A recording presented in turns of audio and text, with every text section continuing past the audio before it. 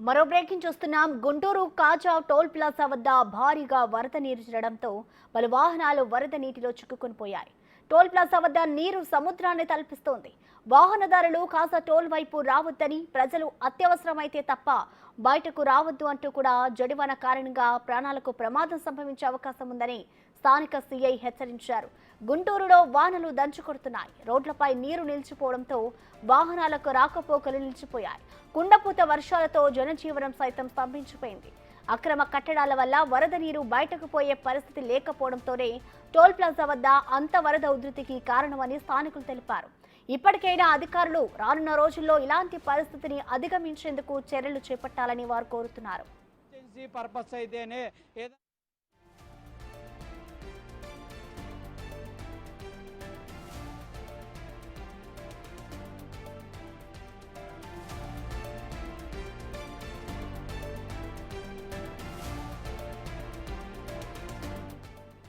గత 2 రోజులుగా కురుస్తున్న భారీ వర్షాలతో గుంటూరు కాజా టోల్ ప్లాజా వద్ద అయితే భారీగా వరద నీరు చేరింది. దీంతో పలు వాహనాలు వరద నీటిలోనే చిక్కుకుని పోయాయి.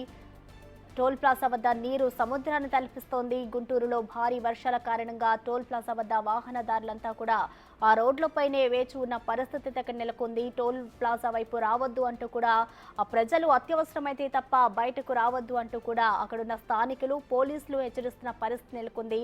దాదాపు నిన్నటి నుంచి కూడా వరద నీటిలోనే వాహనాలు అయితే చిక్కుకున్న పరిస్థితి ప్రస్తుతం కాజా టోల్ ప్లాజా వద్ద నెలకొంది.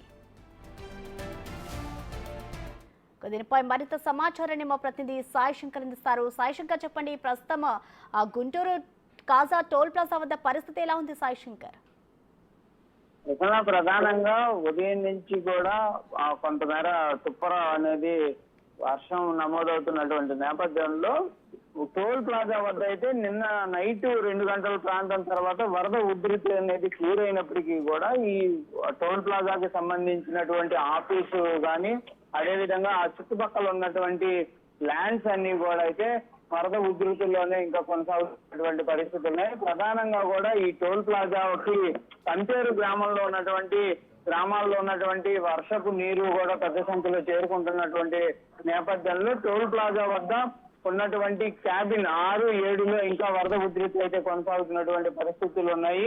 మరోసారి భారీ వర్షం కూడా కొద్దిసేపటి క్రితం కూడా పడినటువంటి పరిస్థితుల్లో ఆ వర్షపు నీరు కూడా ఆ క్యాబిన్లలోకి అయితే వస్తున్నటువంటి పరిస్థితి ఉంది. ప్రస్తుతానికి అయితే మాత్రం టోల్ ప్లాజా వద్ద ఫ్రీగా వెహికల్స్ ని పంపిస్తున్నటువంటి నేపథ్యంలో ట్రాఫిక్ అనేది కొంతమేర అయితే క్లియర్ అవుతున్నటువంటి పరిస్థితులు ఉన్నాయి. కాకపోతే పైనుంచి ఇటు కంచేరు గ్రామాల్లో నుంచి, దాంతో పాటు ఇటు అమరావతిలో ఉన్నటువంటి కొన్ని గ్రామాల్లో నుంచి కూడా వరద నీరు అనేది కూడా టోల్ ప్లాజా వద్దకు అయితే చేరుకుంటున్నటువంటి నేపథ్యంలో కొంత ఇబ్బందికర పరిస్థితులు అయితే ఇంకా కొనసాగుతున్నటువంటి పరిస్థితులు ఉన్నాయి. ఈ రోజు కనుక మరోసారి భారీ వర్షం కనుక పడిందంటే మాత్రం టోల్ ప్లాజా వద్ద కంపల్సరీగా మరోసారి వరద ఉధృతిని అయితే చూడాల్సినటువంటి పరిస్థితులు అయితే ఉంటాయనే విధంగా చెప్పొచ్చు.